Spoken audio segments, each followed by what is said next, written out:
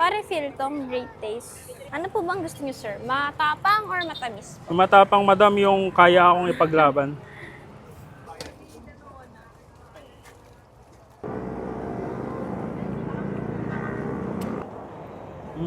Hello madam, magandang Hello hapon po. po.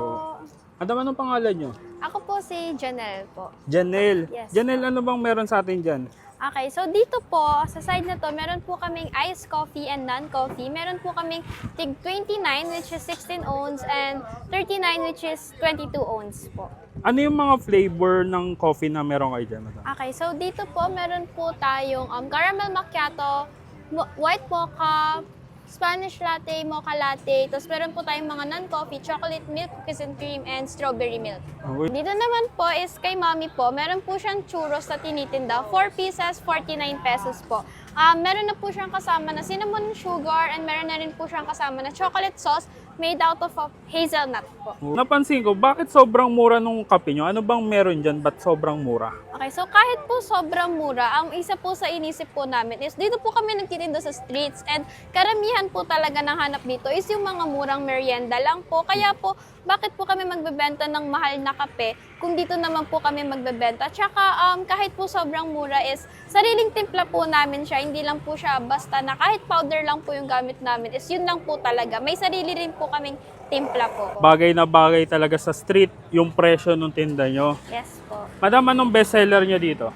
Sa coffee po, ang bestseller namin is Spanish latte and sa non-coffee is yung chocolate milk. Ay, saktong-sakto. Spanish latte. Paborito Yes. ko rin yun eh. Sige, madam, pa-order nga ako ng isang Spanish latte na tag 29 lang. madam. 29 lang po. Okay po. Ano po bang gusto niyo, sir? Matapang or matamis? Matapang madam yung kaya akong ipaglaban.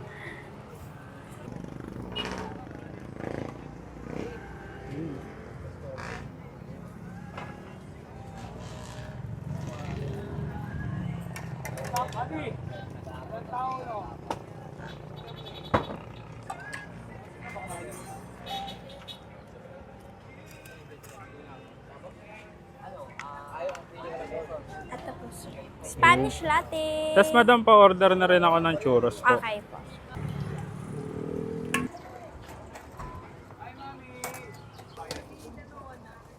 Okay na po yung churros. Madam, saan pala kayo matatagpuan po? Dito po kami sa Alapan 1C sa Bypass Road. Malapit po kami sa Barangay Hall ng Alapan 1C, then dire-diretso po. Dito po yung mga street vendors. And anong oras naman po kayo nagtitinda?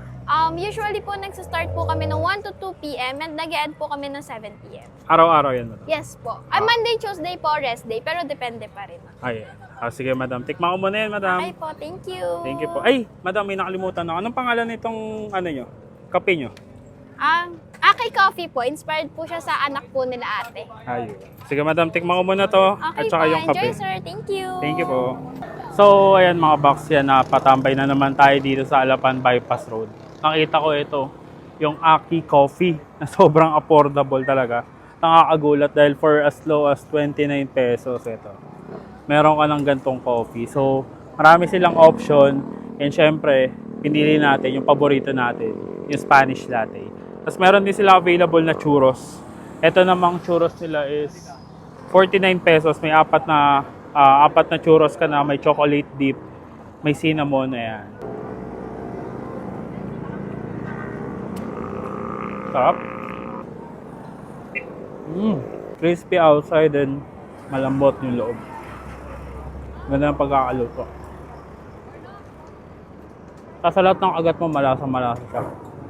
Ito naman yung kape nila na 29, ito 29 pesos lang, oh. Laki na. Kaya siya mura, hindi siya like the coffee bean talaga. Powdered siya, pero tikman natin kung anong husga natin dito. Uy. Okay. Sarap. Masarap niya. Sa ganong presyo, saktong-sakto na yung lasa niya.